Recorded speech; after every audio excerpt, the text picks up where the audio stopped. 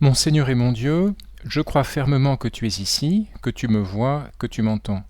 Je t'adore avec profonde révérence, je te demande le pardon de mes péchés et la grâce de faire avec profit ce moment de prière.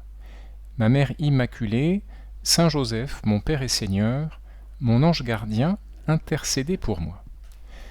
Alors nous commençons ces 10 minutes de prière avec l'évangile de la messe d'aujourd'hui qui nous parle justement de la prière, et plus précisément de la prière de demande. C'est la parabole de l'ami importun. Jésus commence ainsi: Imaginez que l'un de vous est un ami et aille le trouver au milieu de la nuit pour lui demander: Mon ami, prête-moi 3 pains car un de mes amis est arrivé de voyage chez moi et je n'ai rien à lui offrir. Alors le milieu de la nuit, c'est pas le bon moment. Et cet homme présente les choses aussi bien qu'il peut. Il faut reconnaître que ça n'a rien d'évident, même si, semble-t-il, c'était pas inhabituel de voyager la nuit, à l'époque de Jésus, pour éviter la chaleur du jour. Alors, tu es mon ami, juste 3 petits pains. D'ailleurs, c'est pas pour moi, c'est pour un de mes amis qui est arrivé de voyage. Les amis de mes amis sont mes amis. Bon, malgré tout, la réponse est peu positive. Jésus poursuit: De l'intérieur, l'autre lui répond: Ne viens pas m'importuner, la porte est déjà fermée. Mes enfants et moi sommes couchés, je ne puis pas me lever pour te donner quelque chose. Et pourtant, l'importun insiste, et contre toute attente, il obtient gain de cause.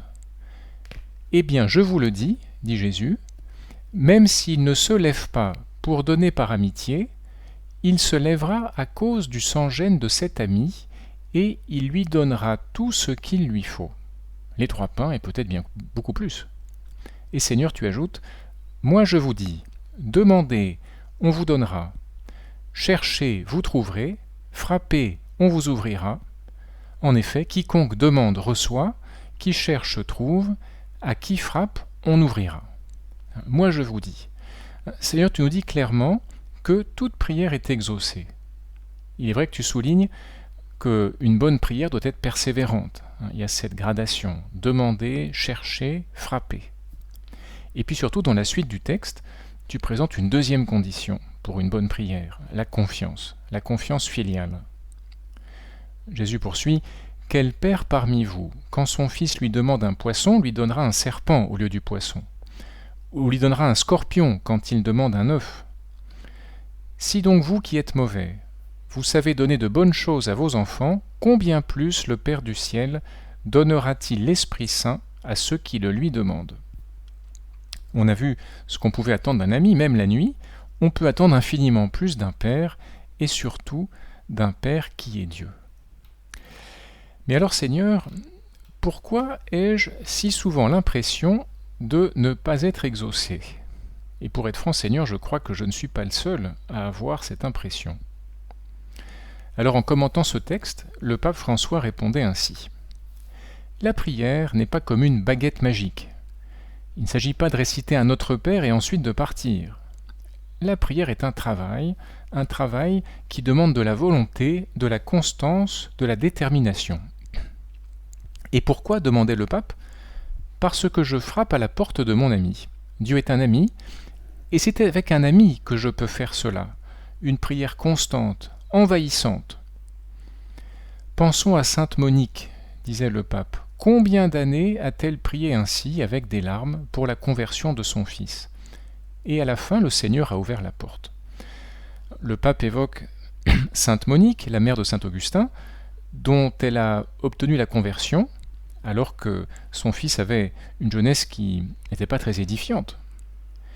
Et ensuite, saint Augustin a souvent abordé le problème qui nous intéresse. Par exemple, dans son œuvre monumentale La Cité de Dieu, il écrit: Si nos prières ne sont parfois pas exaucées, c'est que nous demandons, et il dit en latin, aut mali, aut male, aut mala.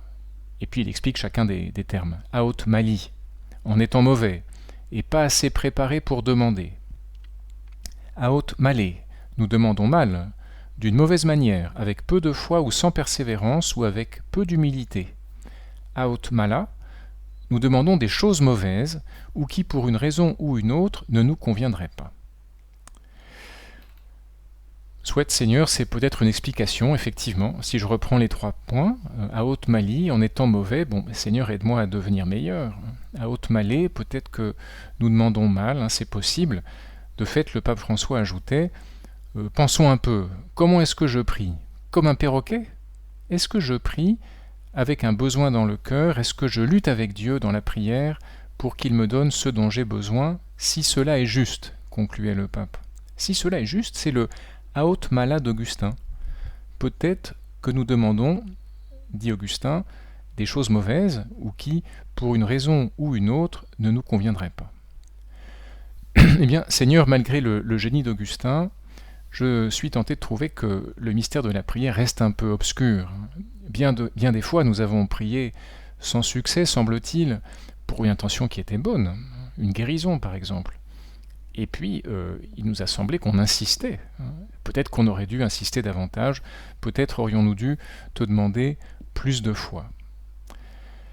Mais, Seigneur, c'est surtout le moment d'admettre que nous ne comprenons pas et de nous rappeler que tu es un Père qui nous aime plus que tous les pères du monde et que tu serais bien petit si tu tenais dans notre intelligence. Il y a une prière américaine assez touchante, une prière qui aurait été retrouvée pendant la guerre de sécession sur un soldat confédéré. On l'appelle parfois la prière de l'inexaucé. La voici. Je demandais la force afin de pouvoir accomplir ma tâche. Je reçus la faiblesse afin d'apprendre à obéir. Je demandais la santé afin de faire des choses plus grandes. Je reçus l'infirmité afin de faire des choses meilleures. Je demandais la richesse afin d'être heureux. Je reçus la pauvreté afin d'être sage. Je demandais la puissance afin d'avoir la louange des hommes. Je reçus l'impuissance afin de sentir le besoin de Dieu. Je demandais toutes choses afin de jouir de la vie. Je reçus la vie afin de jouir de toutes choses. Je ne reçus rien de ce que je demandais, mais tout ce que j'espérais. Presque malgré moi, la prière de mon cœur a été exaucée. Je suis béni plus que tous les hommes. Voilà cette prière.